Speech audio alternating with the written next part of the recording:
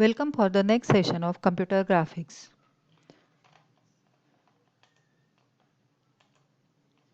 Today we will see 2D transformations. The objective is to understand and apply various methods and techniques for 2D transformations. At the end, students will be able to understand and apply the core concepts of computer graphics for transformation in 2 dimensions. For these 2D transformation techniques, we need the concept of matrix multiplication. As we have already studied matrix multiplication, let us see one example. If this is matrix A of size 3 by 3 and this is matrix B of size 3 by 3, then the result will be a matrix C of size 3 by 3. So to compute the element 1 1 in matrix C, that is C1 comma 1, we need to multiply the 1 in the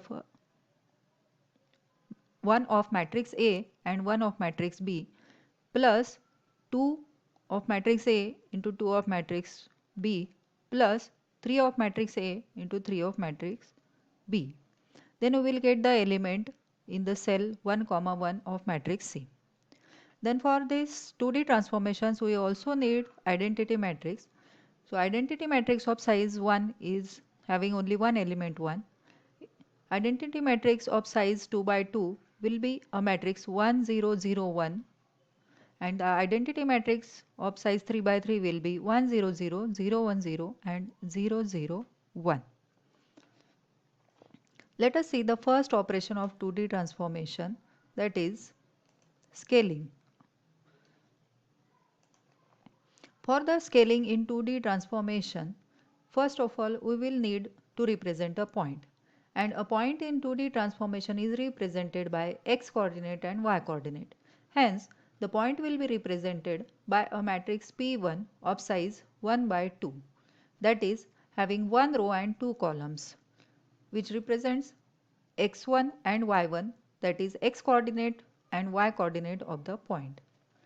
When this point matrix P1 is multiplied by a matrix T of size 2 by 2, we will get another matrix P2 of size 1 by 2. This matrix T will decide how to scale the point. For example, if we are having a point having x coordinate as 3 and y coordinate as 4, then if we multiply this matrix by 1 0 0 1, that is identity matrix, then we will get another matrix 3 4. It means the point 3 4 is not at all scaled. That's why the answer is still the same. So if 1 0 0 1, that is identity matrix, is used, then there is no change in the point position. When we want to scale in x direction, then we need to change this factor of the matrix. Suppose we want to scale by factor of 2, then the matrix will be 2 0 0 1. So again, if the point 3 comma 4 is multiplied by this matrix, then we will get another point, that is 6 comma 4. Observe that only this x coordinate is changed, and that is doubled because the scaling factor in x direction is 2, and the y coordinate 4 is still same in the resultant matrix. Similarly, if we want to scale in y direction, then we will keep this value as 1, but this value in the matrix we will change. Suppose we will take it as 2. Then when we multiply this 0.34 matrix by the matrix 1 0 0 2, we will get another matrix where this 3 is still remaining same, but this 4 is doubled because we have taken the factor in y direction as 2. Then if we want to scale in both x and y direction, then the matrix should be of this type, that is say 2 0 0 2. That is, we want to scale the point in x direction by a factor of 2, and we want to scale the point in y direction also by a factor of 2. Hence the matrix is 2 0 0 2. So when we multiply this 3 4 matrix with this 2 0 0 2 matrix, then we will get another matrix that is 6 comma 8. It means that this point 3 4 is scaled in both x and y direction, and the new coordinates are 6 and 8. Let us see one example. Given a square object with coordinate points A 03, B 33, C 30 and D 00. Apply the scaling parameter 2 towards x-axis and 3 towards y-axis and obtain the new coordinates of the object and draw the new square. As this object is having A, B, C and D 4 values, so it means it is a polygon having 4 points and it is a square. So as already given in the problem that we have to scale the parameter by 2 towards x-axis and 3 towards y-axis. That is our sx is 2 and sy is 3. So this is our a coordinate, a point that having 0 3 coordinates, b point having 3 3 coordinates, point c having 3 0 coordinates and point d having 0 0 coordinates. So each point will multiply by a matrix, scaling matrix 2 0 0 3, where 2 is the scaling factor in x direction and 3 is the scaling factor in y direction. When you multiply this point A with this scaling matrix, then we will get another point that is 0 9. Similarly, this point B is multiplied by scaling matrix to get another point 6 9. Point C, that is 3 0 matrix, is multiplied by scaling matrix to get 6 0 point, and 0 0 multiplied with scaling matrix will remain as 0 0. If you draw it, then you will understand it easily how the point is scaled. So this is our original polygon having A, B, C and D, that is it's a square, and after scaling again we have plotted A, B, C, D points. Then it shows that because our scaling factor in x direction was 2, hence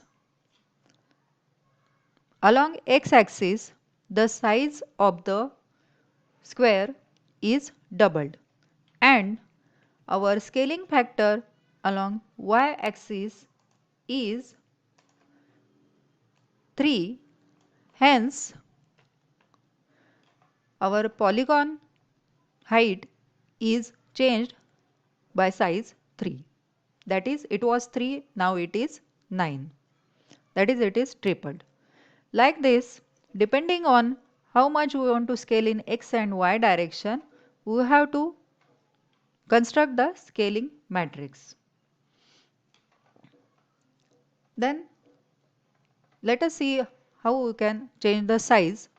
So if we want to increase the size, then we can change the scaling matrix accordingly.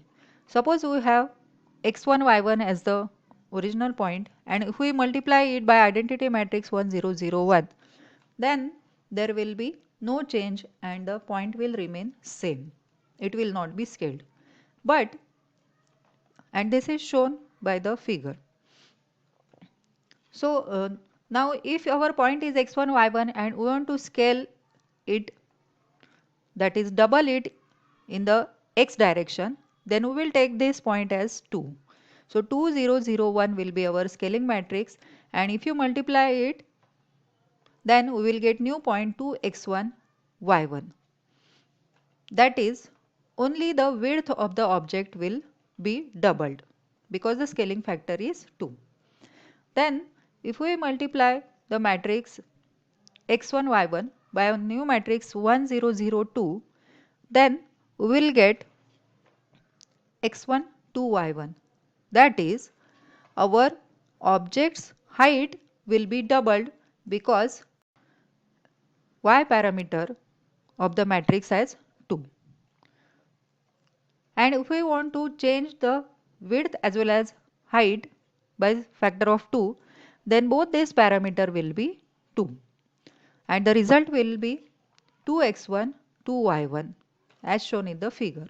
So height of the object is also doubled because of this 2y1, and width of the object is also doubled because of this 2x1.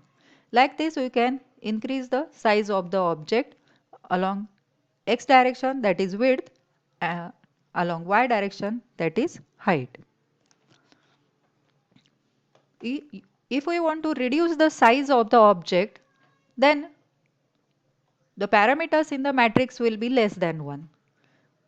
So if we want to reduce the width by half, then we will take this value as 0.5, and so resultant matrix will be 0.5001, and if you multiply these two matrices, you will get a matrix having x into 1 by 2 and y1. That is, this width of the object is reduced by half. Similarly, if we want to only reduce the height of the object by half, we will take this parameter as 0.5. So if you multiply these two matrices, the resultant matrix is x1 and y1 by 2. That is, height of the object is reduced by 2. And if we want to reduce both height as well as width of the object by half, then both these parameters will be taken as 0.5. So resultant matrix will be x1 by 2 and y1 by 2 as shown in the diagram. So the height as well as width of the object is reduced by half. You can also scale with multiple transformations.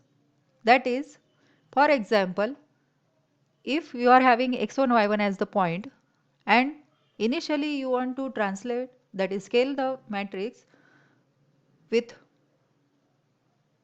x, that is you want to double the width of the object, and then later on you want to half the width of the object, then the two matrices will be like this. The first matrix will be 2001 and second matrix T2 will be 0.5001, and you will get this resultant matrix, that is no change.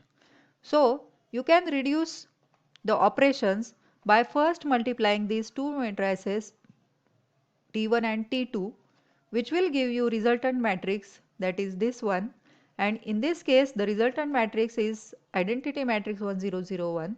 That's why you will get the same point again.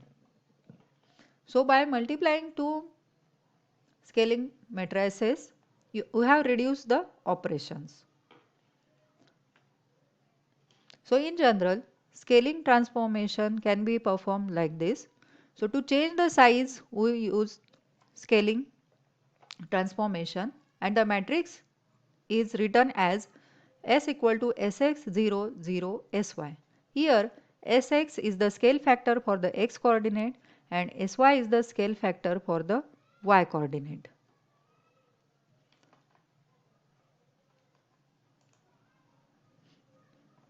So important points about scaling are that when a point is scaled, then to change width of the object, then you have to use scaling factor along x direction. If Sx is less than 1, width will be reduced. If Sx is greater than 1, width will increase. Similarly, to change the direction along y, you have to use Sy less than 1 to reduce the height and Sy greater than 1 to increase the height. These are the few references used while preparing this PPT. If you have some queries, feel free to ask. Thank you.